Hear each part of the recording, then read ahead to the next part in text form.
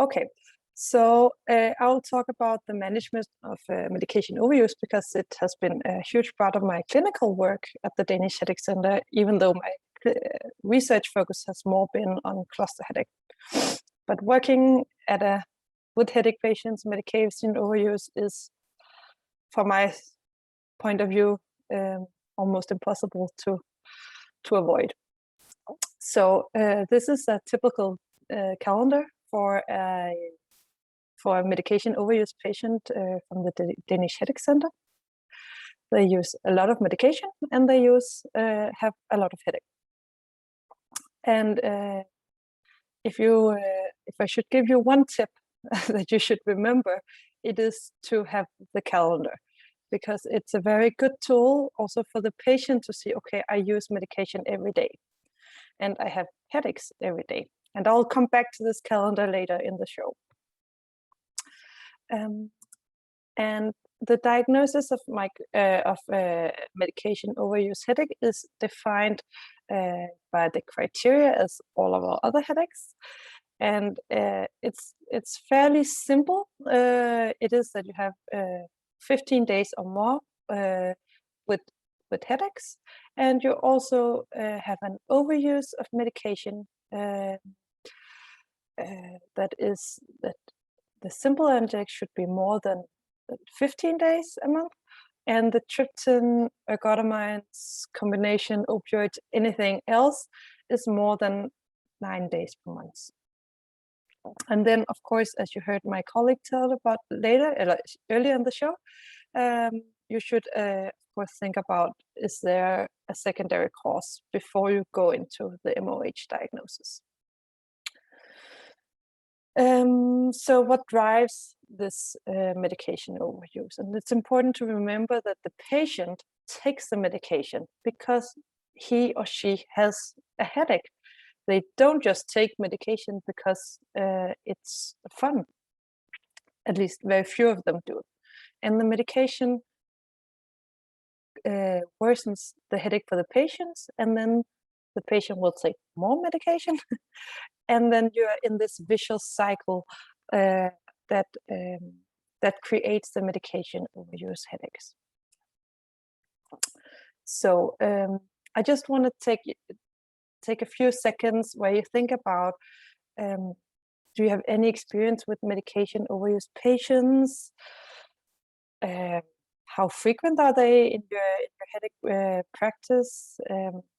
Do you have a sensation that they are different than other patient groups? And what are your local guidelines?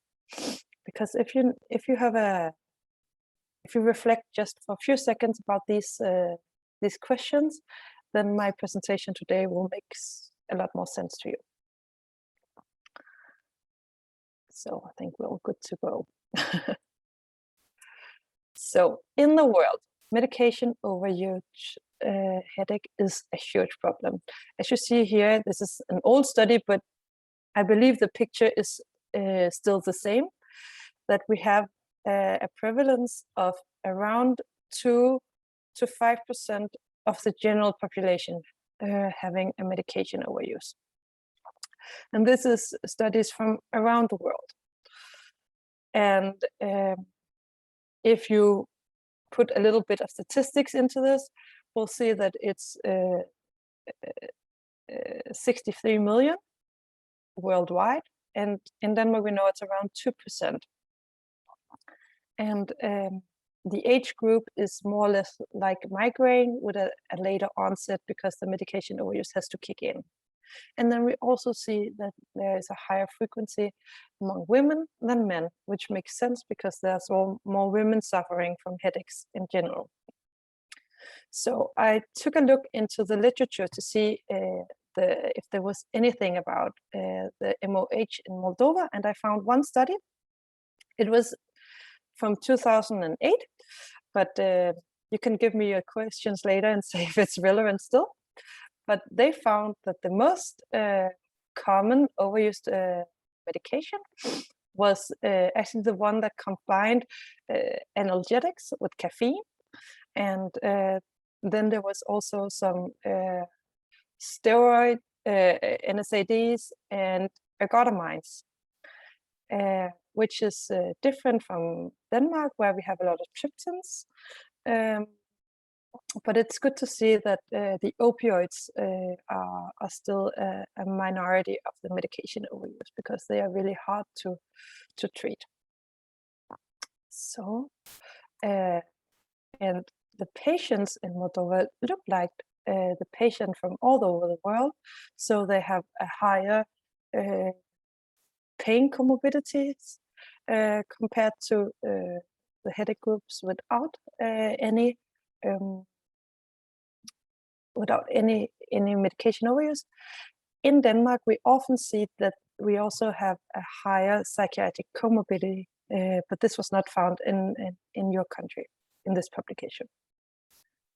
And to go into the prevalence, we see that it's fairly less prevalent in Moldova compared to the rest of the world.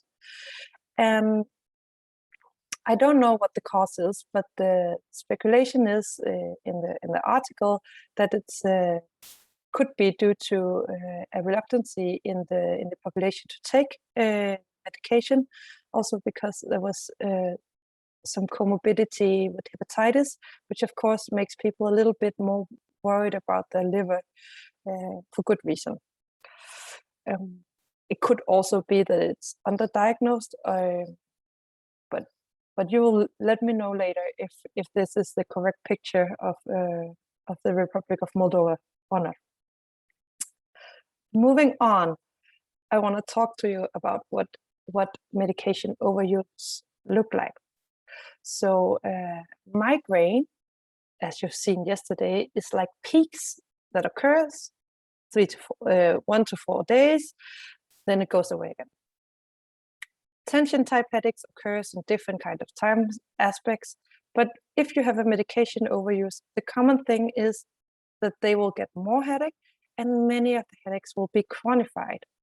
So this is a huge risk for chronification of an high frequent episodic migraine to convert to a chronic migraine due to the medication overuse. We also see that it increases the intensity of the attacks, and then it reduces the effect of the acute medication, and see that the patient's quality of life will decrease, and they will have a higher depression and anxiety due to the medication overuse. So actually this is the real problem, that we have patients that are sick to begin with, and we make them more sick by giving them or by them taking an agent that should help them. So it's kind of a paradox even for the patient themselves. So the best treatment is, of course, if you can avoid the medication overuse altogether. And this is called a primary prevention. So if the medication overuse do exist or occur, then you can treat it. You could treat it at different kind of levels. You can have an early intervention treatment, should be primarily the GP or early onset. And then you can also have in the specialized headache clinics, and we have both outpatient and inpatient treatment in Denmark. And I will talk about the rest of them, but just to know that there's different kind of aspects of the treatment. So this is called withdrawal, of course.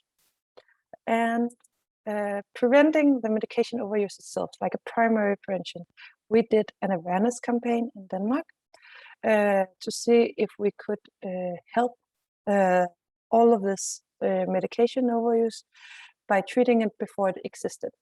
So we did a collaboration with the pharmacies and with the patient organizations and the GP organization. And what we did was that we wanted to tell our main focus was to tell that a overuse of medication can make the headache worse. So and the medication prevalence should be medication prevalence should be maximum 2 days per week. And if we are having a medication overuse, this is very treatable. So, and again, we targeted the pharmacist because they will hand out the medication to the patients, so they can also inform the patient when they give the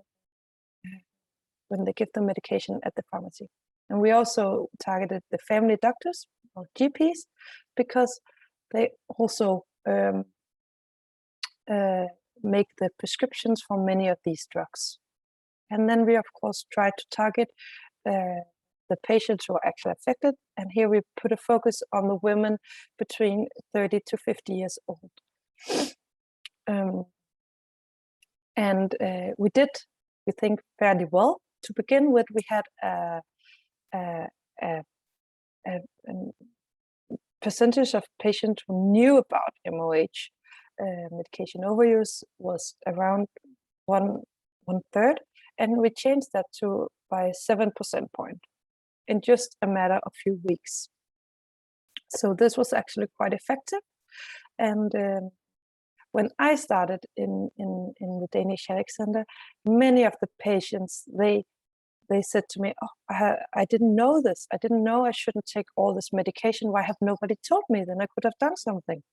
And now what many of them tells me is, "Oh, the pharmacist did tell me about this, but I just couldn't treat it by myself." So for me, this is a huge difference, and it might also make the difference that many of the patients that I saw before is not in the Danish Headache Center anymore. They're not referred to us anymore because they simply can be treated just by simple advice. So this was recommended if you want to try it in Moldova. And then we can go back to what we can do when the medication overuse actually is there, because this is where we are in as neurologists and as doctors, primarily seeing the patients. And we have two options. Well, you could either stop the medication completely with an abrupt stop, or we could reduce the intake. Many of the patients will feel that it's almost impossible to make the complete stop, also if they have comorbid pain somewhere else. And for them, the reduction in intake might be more suitable.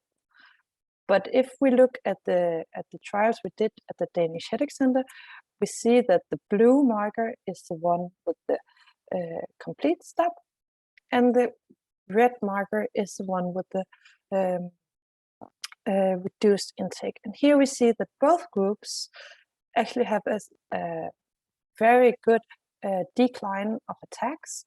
So, but when we look at it, the blue line, the ones that made the complete stop, they go further down. So they have more than 4 headache days, less of headache compared to the reduction in intake. And this is just sustained within a year. So it's for a long time. A lot of headaches can be solved by making the total stop of medication. So if the patient is up for it, I would definitely recommend the total stop. If we look at the quality of life and the disability, we also see a difference, but this is primarily in the beginning. In the beginning, the patients with the complete stop, they are significantly less disabled, but this will equalize over time, over a year. So I often hear this when I go to other countries, that only patients from Denmark, Norway, or the Netherlands can complete a withdrawal, because this is from where most of the scientific evidence is from. But I don't believe this is true. I believe that with the right guidance, any patient group can complete a withdrawal, because we are not that great in Denmark, and the patients are not different from anybody else. So definitely, I believe that patients can do it anywhere with the correct help. And when we see a withdrawal, this is what I usually draw it for my patients in the clinic. So I say, oh, when you stop your medication, the headache will go up, but then it will go down over years, over weeks, it will go down.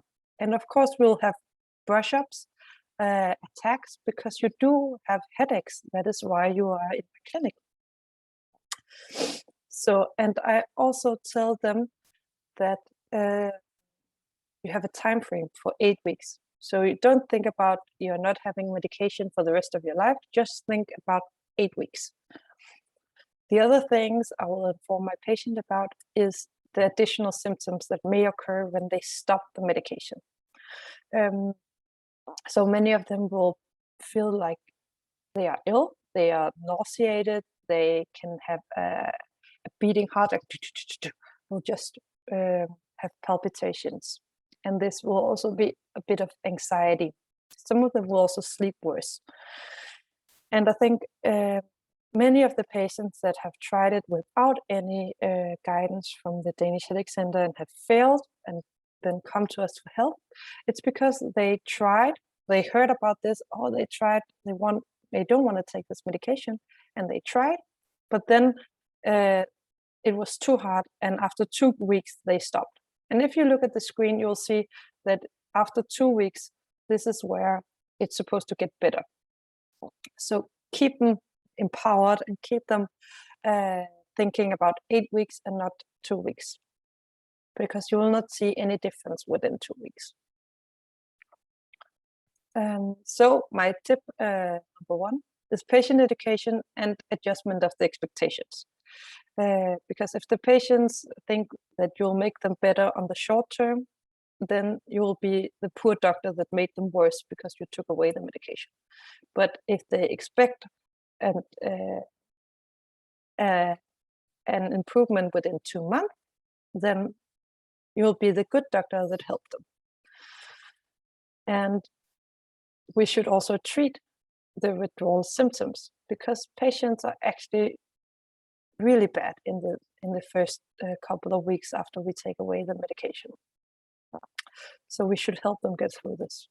So just a few notes on the patient education is to tell them this is the natural course of medication overuse. This happens to many of my patients, and this is what I expect. And why are we doing this? Well, we are doing this because, 1, the headache will improve for the majority of the patients, and 2, we'll also see that the headache treatment that you're currently taking will be more effective. And then we should inform of the withdrawal symptoms, and we should introduce them to the headache calendar so they can see the improvement. And we should encourage them continuously to complete the withdrawal. So this is from a Norwegian study that is called a brief intervention, in which it's actually a GP that simply shows a standardized PowerPoint show and informs that this is a disease and it can be treated by a withdrawal. And you see that it is very efficient. So you don't, and this can be completed within 15 minutes. So you don't need much more for many of the patients. I know that there are severe patients that are treated with difficulty, but for the majority of patients, this is actually enough. So what should the patient expect? They should not expect to go dancing. They should not expect to go on a holiday within the first couple of months after the withdrawal. I usually tell them that they should stay at home. They should maybe be sick at work, or have a less strict work program, and they should have help at home. If this is a mom working mom of small kids, then maybe she should have her mom or a friend coming over to help with the kids, because we know that they are getting worse in the first couple of weeks. So she should have help and be allowed to watch Netflix or stay in bed and sleep, whatever works for this patient. And then, of course, you should give them a carrot. This will get better. And the effect is actually quite drastic. I think this is the most effective treatment that we can actually give the patients in the headache field. This has the potential of making a chronic headache episodic. So I want to, as I said, I wanted to go back to the patient calendar. This is just a picture, but this is from one of my patients I'll show you now. So it looks more or less the same. We have a high number of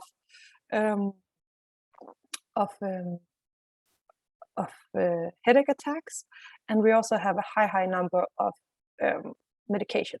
So for every P, it's paracetamol, and for every S, it's a sumatriptan. So this is a combined medication overuse, but it's primarily driven by paracetamol. And we see where the line is. This is where the medication withdrawal therapy starts. And you see that in the couple of weeks afterwards, there's no significant improvement. But if we go further on, we can see here, this is the medication overuse withdrawal effect. So this is quite significant. She still, of course, have headaches and migraines, but she is way better than when she started her withdrawal therapy.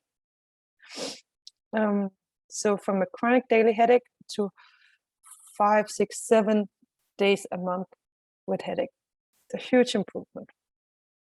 So, and how should we treat the withdrawal symptoms? And of course, medication availability, and also what is custom in each country is unique. But this, I'll tell you what we do in the Danish Headache Center, and then you can mold it into your own.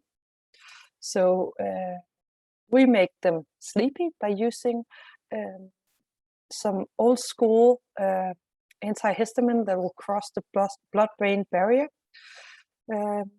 In Denmark, we call it promethazine, and it's also a drug that you use for transportation sickness. Then you can also use some mild antipsychotic treatments. This will make the patient, and I tell my patient this directly, I say to them, this will not make your headache go away. It will, however, make you very sleepy, and it will make you be a little bit more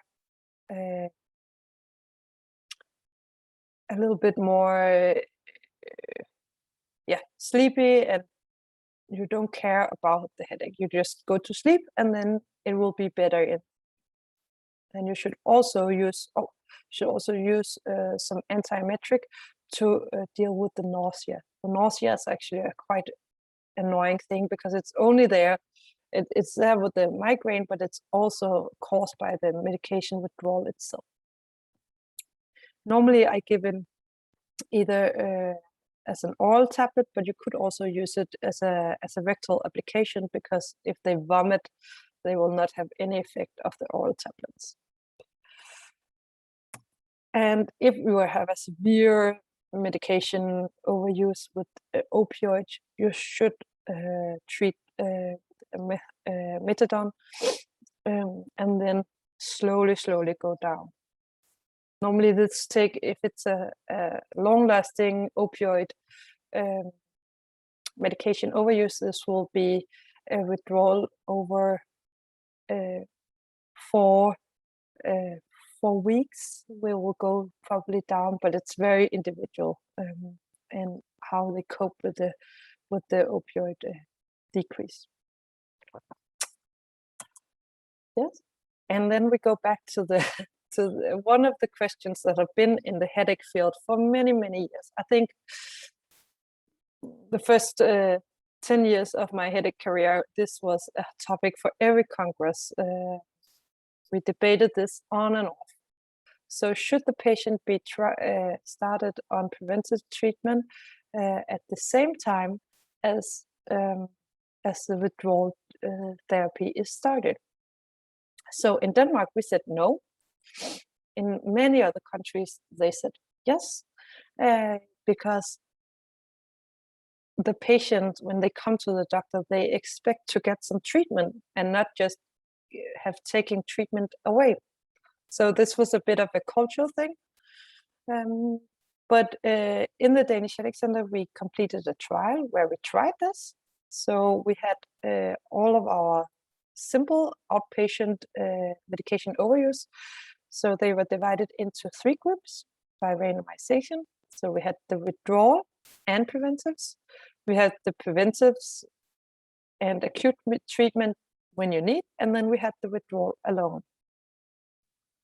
And to see what happened, well, all of them decreased. And that's the good thing about this. And they decreased by 10 days a month. So this was expected. But we see that the one that decreased the most was the withdrawal plus prevention group. So they actually withdrawal after the withdrawal and the start on prevention, they had 12 days less with headache compared to the beginning. This was not significantly different, but it proves that all 3 groups have a very high effect of the treatment. And so withdrawal, is it possible? To this, I would like to say, yes, we can, just like Obama, this is possible and we should do it. And then I would like to say thanks for allowing me to speak here today about this very important topic.